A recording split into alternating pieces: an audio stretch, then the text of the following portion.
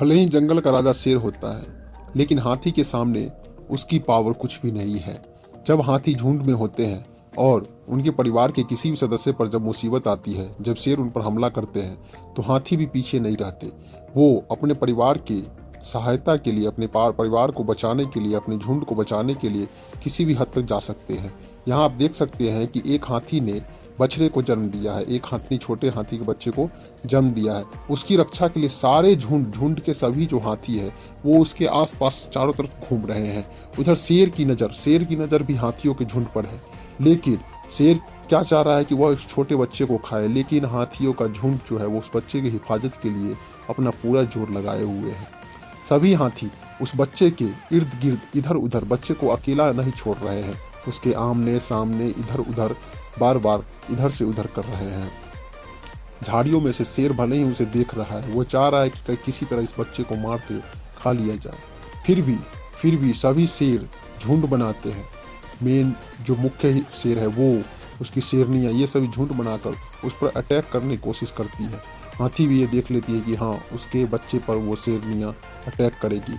ये सोचकर वह धीरे धीरे अपने बच्चे को लेकर आगे बढ़ती जाती है। भले ही उसका झुंड आगे निकल चुका होता है, लेकिन वह अभी भी शेर से नहीं डरती है। वह शेर से मुकाबला करने के लिए तैयार रहती है।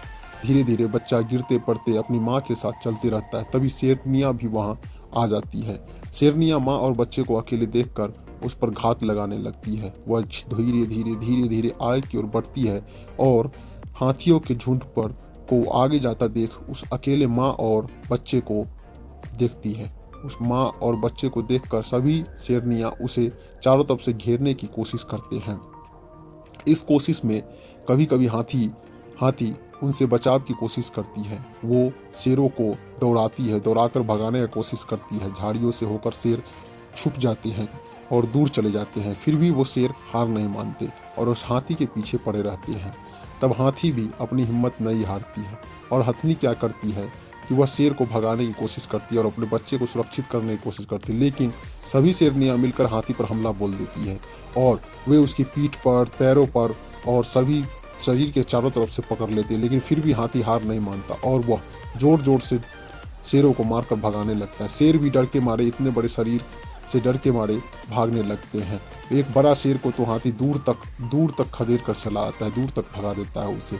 यह देखकर उसका बच्चा भी डरने लगता है, लेकिन हाथी उसकी हिम्मत बन जाती है। भले ही सभी शेर उसका पीछा कर रहे होते हैं, लेकिन फिर भी वो हाथी अपना हिम्मत नहीं हारती। शेर दौड़कर कभी उधर से हाथी पर हमला करने की कोशिश करते हैं, लेकिन हाथी भी अपने हिम्मत को बरकरार रखते हुए उन सभी से मुकाबला करने की कोशिश करते रहती है और अपने बच्चे को सुरक्षित रखने के लिए वह किसी हद तक जाने के लिए तैयार रहती है। वह कभी शेर को तो कभी शेरनी को दूर दूर तक भगा ले जाती है और धीरे धीरे बाद में हाथियों का झुंड उनके साथ फिर से आ जाता है और वे सभी हाथी के झुंड मिलकर शेर को भगाने की कोशिश करते हैं और शेरों के झुंड को लगभग भगा ही देते हैं। हाथियों के झुंड में आकर वह हाथी और उसका बच्चा वो सुरक्षित महसूस करता है और फिर से हाथियों का झुंड आगे की ओर चल पड़ता है। जंगलों से होते हुए, घास के मैदानों से होते हुए और सूखे मैदानों से होते हुए हाथी का झुंड आगे बढ़ने लगता है और आगे ही बढ़ते चला जाता है। इस तरह से हम लोगों ने देखा कि हाथी अगर चाहे तो वह शेर को भी परास्त कर सकती है और हाथिया का झुंड अपने झुंड के किसी भी सदस्य पर मुसीबत आने पर उनकी मदद के लिए हर एक प्रयास करती है।